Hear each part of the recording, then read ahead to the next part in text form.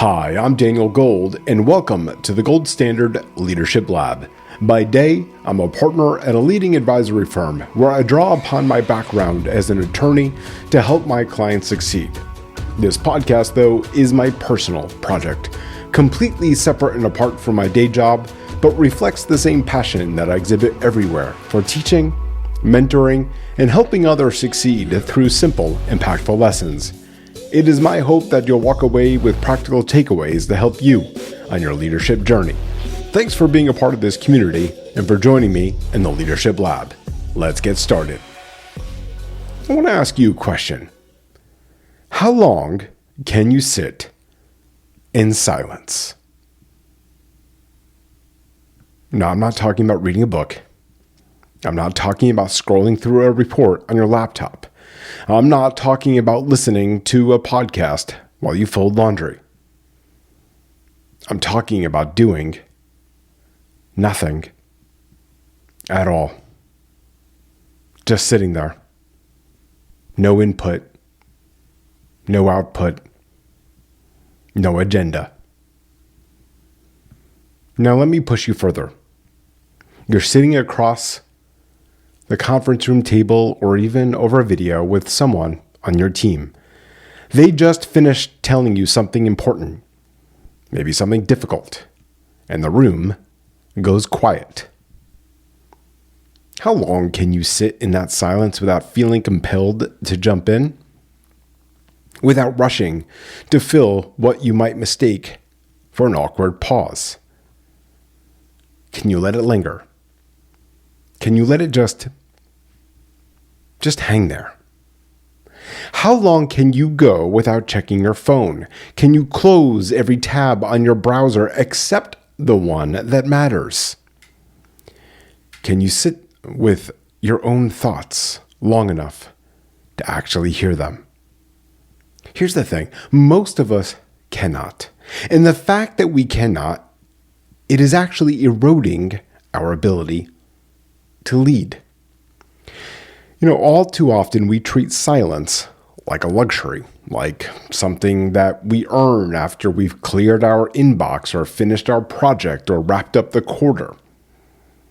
When someone carves out time for stillness, for meditation, for doing nothing on purpose, there is this voice that sometimes our own and sometimes it's someone else's that whispers, "That's selfish."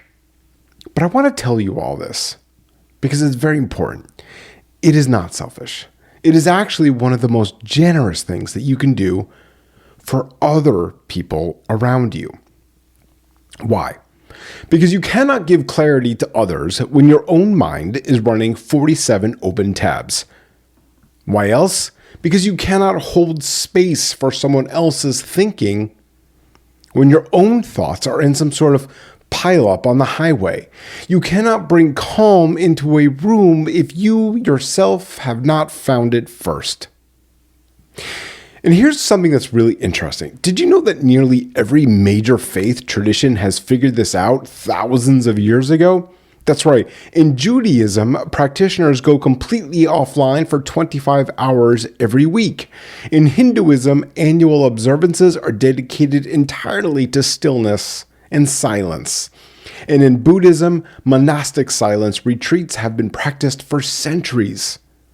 Now, look, the specifics differ, but the prescription is nearly identical. Go quiet, go inward, and do it regularly. These traditions didn't build silence into their most sacred practices because it felt nice. No, they did it because they understood something fundamental about how human beings function. And neuroscience, interestingly enough, is catching up on what they've been knowing this entire time. So I want to talk about some of the science here because it's very, very interesting. There is actually a network in your brain that's called the default mode network. What does that mean? When you stop focusing on external tasks, when the noise drops and the inputs pause, that network activates. It handles self-reflection, memory consolidation, emotional processing, and future planning. It's where your brain takes scattered experiences and organizes them into some sort of coherent understanding. In other words, it's where your insight lives. And the most critical part of all this network cannot do its work while you are multitasking, while you are context switching, while you are checking notifications or filling silence with noise. It literally only activates when external stimulation drops, not before. It needs quiet to function. Now think about what that means for you as a leader. Think about your calendar. Back-to-back meetings, rapid-fire messages, constant context switching. Your brain never gets the chance to process what it is actually taking in. You're consuming information all day and consolidating none of it. Your mind is like running dozens of open tabs with notifications pinging, apps refreshing in the background, and you're wondering why everything feels just so slow and foggy. Now, the way to cure that? It's silence. It's the antidote. It's how you close those open tabs in your mind. It's how your brain reorganizes scattered information into something you can actually use. And it goes further than processing. There's actually a study that found that when 2-minute pauses of silence were inserted between periods of auditory stimulation, heart rate, blood pressure, and respiratory rate did not return to baseline.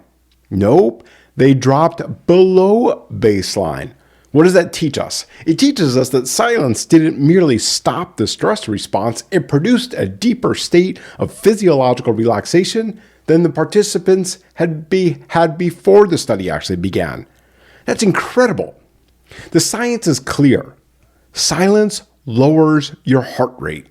Silence reduces your stress hormones, and it lets your brain consolidate learning and process emotions. Every wisdom tradition on the planet encoded this into practice centuries before anyone had a brain scanner.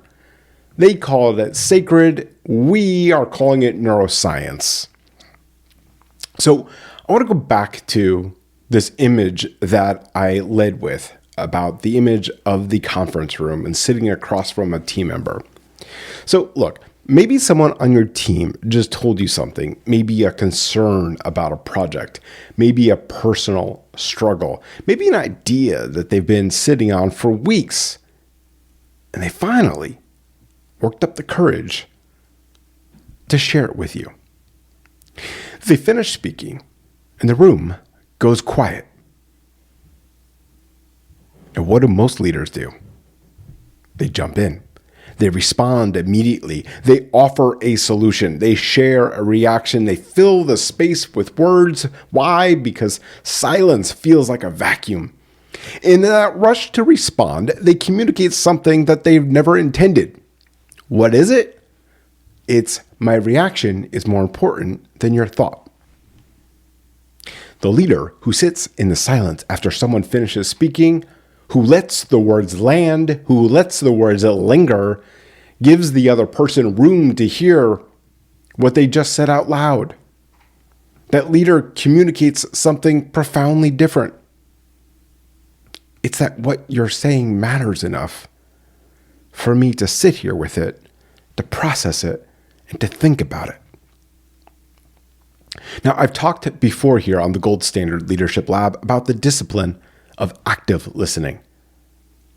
This is quieter, harder cousin of active listening, because active listening is about being fully present when someone speaks.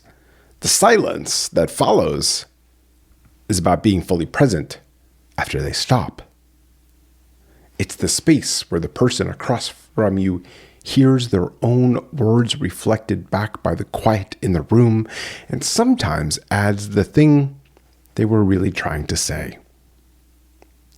Most leaders interpret silence as a gap to be filled rather than a space to be protected. And when you rush to fill it, you signal that speed matters much, much more than depth. And when you hold it comfortably, you signal that thinking actually matters. And it does. And we all know it does. Thinking is hard, and thinking matters. And you signal that the room is safe enough for people to take their time. And that happens to also be psychological safety. And it's psychological safety that's been made visible. Not through a policy or a workshop, but through the simple, difficult act of not talking when everything in you wants to. And it wants to fill the gap and the void. And it extends beyond the two of you. Think about the best leaders you've worked with in a crisis situation. They didn't talk more. They didn't send more emails. They didn't call more meetings. They got quiet. They got steady. They brought stillness into a space that was spinning. And that stillness gave everyone else permission to stop spinning too. In other words, your calm doesn't just help you. It changes the room's nervous system. I meditate for 10 minutes, probably about 5 out of 7 days every single week. I don't tell you this because it's a humble brag. I tell you this because it's maintenance for me. Now, some days, honestly, it's easy, right?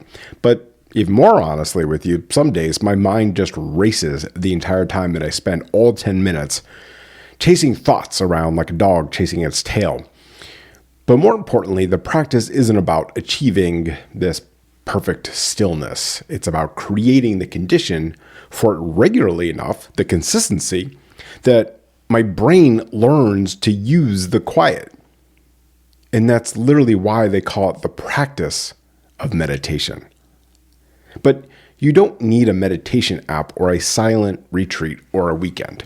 What I believe is every leader needs 3 minutes of breathing between meetings, 5 minutes of sitting quietly before your day starts, 60 seconds of staring out a window before you respond to that difficult email. Let me say this: the quality of your thinking determines the quality of your leading. What's more is that the quality of your thinking is directly tied to how much silence you allow into your life. Most leaders can't sit in silence because they're afraid of what they're going to find there. Silence strips away the noise that keeps us from confronting our own thoughts, the doubts, the unresolved decisions, the feedback we have not given, the changes we know we need to make but keep postponing. Busyness and noise are fantastic hiding places. They truly are. If you're busy, well, then you never have to sit with the hard stuff. Silence removes that alibi, and that's literally exactly why it matters. I can assure you that it is only through silence that we can truly hear. Not just ourselves, but everything around us. So here's my reflection and this week's challenge for all of you. This week, I'd like you to challenge yourself with 3 things. Number 1, how long can you actually sit in complete silence before reaching for your phone, a book, or some sort of input? Number 2, when was the last time you held space in a conversation by not responding immediately, and what happened as a result? And number 3, is your team comfortable with silence in meetings? Or does someone always rush to fill it? Now, finally, before your first meeting on this new week, I'd like you to sit for 3 minutes in silence. No phone, no laptop, no music. Just you and whatever your mind needs to process. And when someone finishes speaking to you, don't rush to fill the silence. Let it sit there. Let them hear what they just said, and let yourself hear it too. And at the end of the week, if you did all of this, I want you to notice whether the quality of your thinking and your presence in conversation has shifted. Because silence is not the absence of leadership. It is the foundation of it.